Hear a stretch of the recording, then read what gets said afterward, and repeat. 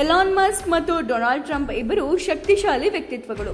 ಒಬ್ಬರು ಉದ್ಯಮದಲ್ಲಿ ಕ್ರಾಂತಿಯನ್ನ ತಂದವರು, ಮತ್ತೊಬ್ಬರು ರಾಜಕಾರಣದಲ್ಲಿ ಬಿರುದಾಂಕಿತರಾದವರು. ಇವರಿಬ್ಬರ ಸಂಬಂಧ ಕಾಲಕ್ರಮೇಣ ಬದಲಾಗ್ತಾ ಇದೆ. ಸ್ನೇಹದಿಂದ ಆರಂಭವಾಗಿ ತೀರಾ ವಿಭಿನ್ನದವರೆಗೆ ತಿರುಗಿದೆ. ಹಾಗಾದ್ರೆ ಇವರಿಬ್ಬರ ನಡುವೆ ನಡೆದಿದ್ದೇನು? ಸ್ನೇಹ ಆರಂಭ ಹೇಗಿತ್ತು ಅಂತ ನೋಡೋಣ.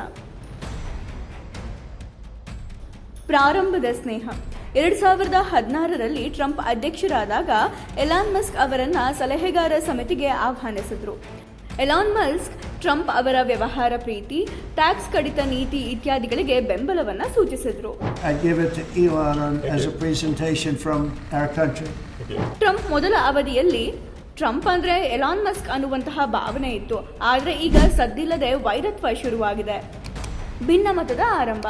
ಪ್ಯಾರಿಸ್ ಹವಾಮಾನ ಒಪ್ಪಂದದಿಂದ ಅಮೆರಿಕ ಹೊರಬರಲು ಟ್ರಂಪ್ ತೀರ್ಮಾನಿಸಿದಾಗ ಎಲಾನ್ ಮಸ್ಕ್ ಆಕ್ರೋಶಗೊಂಡ್ರು. ತಕ್ಷಣವೇ ಎಲಾನ್ ಮಸ್ಕ್ ಅವರು ಸರ್ಕಾರದ ಸಲಹೆಗಾರ ಸ್ಥಾನದಿಂದ ರಾಜೀನಾಮೆಯನ್ನ ನೀಡುತ್ತಾರೆ.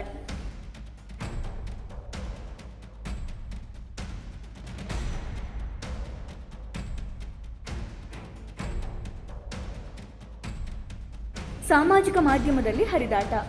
2022-23ರಲ್ಲಿ ಟ್ರಂಪ್ ಮತ್ತು ಎಲಾನ್ ಮಸ್ಕ್ ನಡುವಿನ ವಿವಾದ ಟ್ವಿಟರ್ನಲ್ಲಿ ಹೆಚ್ಚು ಚರ್ಚೆಗೆ ಗ್ರಾಸವಾಗುತ್ತೆ. ಡೊನಾಲ್ಡ್ ಟ್ರಂಪ್ ಟ್ರುತ್ ಸೋಷಿಯಲ್ ಎಂಬ ತಮ್ಮ ಪ್ಲಾಟ್ಫಾರ್ಮ್ ಪ್ರಾರಂಭಿಸಿದ ನಂತರವೂ ಎಲಾನ್ ಮಸ್ಕ್ ಅವರಿಗೆ ವ್ಯಂಗ್ಯವಾಗಿ ಟೀಕೆಯನ್ನ ಮಾಡ್ತಾರೆ. ಎಲಾನ್ ಮಸ್ಕ್ ಅವರು ಟ್ರಂಪ್ ಹಿಂದಿನ ಕಾಲದ ನಾಯಕ, ಅವರಿಗೆ ಹೊಸ ಅಳತೆಗೊಳಿಸಲಾಗದು ಅಂತ ಟ್ವೀಟ್ ಅನ್ನ ಮಾಡ್ತಾರೆ. ಟ್ರಂಪ್ ಅವರು ಎಲಾನ್ ಮಸ್ಕ್ ಒಬ್ಬ ನಕಲಿ ಸಾಹಸಿಗ, ನನಗೆ ಎಲಾನ್ ಮಸ್ಕ್ ಜೊತೆ ಸ್ನೇಹ ಬೇಕಾಗಿಲ್ಲ ಅಂತ ಅವರು ಕೂಡ ಟ್ವೀಟ್ ಮಾಡ್ತಾರೆ. ಎಲಾನ್ ಮಸ್ಕ್ ಕೆಲವೊಮ್ಮೆ ಟ್ರಂಪ್ ಅವರ ವಿರುದ್ಧ ಹೇಳಿಕೆಯನ್ನ ನೀಡಿದ್ರು, ಕೆಲವೊಮ್ಮೆ ಟ್ರಂಪ್ ಅವರ ಕೆಲ ನೀತಿಗಳಿಗೆ ಬೆಂಬಲವನ್ನ ಸೂಚಿಸ್ತಾರೆ. ಡೊನಾಲ್ಡ್ ಟ್ರಂಪ್ ಅವರು 2024ರ ಅಧ್ಯಕ್ಷೀಯ ಚುನಾವಣೆಯಲ್ಲಿ ಸ್ಪರ್ಧಿಸುತ್ತಿರುವಾಗ ಎಲಾನ್ ಮಸ್ಕ್ ಅವರು ಯಾರನ್ನ ಬೆಂಬಲಿಸ್ತಾರೆ ಅನ್ನುವಂತಹ ವಿಷಯ ಬಹಳ ಕುತೂಹಲವಾಗಿತ್ತು.